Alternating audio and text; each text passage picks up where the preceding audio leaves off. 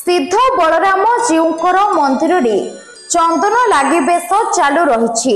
ढेंकानाल कैबल्य बजार स्थित सिद्ध बलराम जीउंक मंदिर प्रांगण रे चंदन लागि बेस चालू रही। अक्षय तृतीया ठारू यह आरंभ हुई देवस्नान पूर्णिमा पर्यंत चालू रहिबो।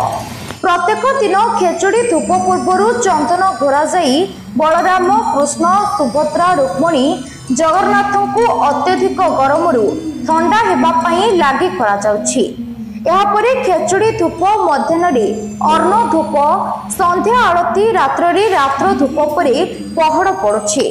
पूजक मलय कर पालिया सेवक शंभुनाथ महापात्र पालिया सेवक वज्रमोहन महापात्र काहालिया टिकन बेहेरा और जिम्मेदार श्याम सुंदर पाणिग्राही उपस्थित चंदन लागि बेस अनुष्ठित हेउछि।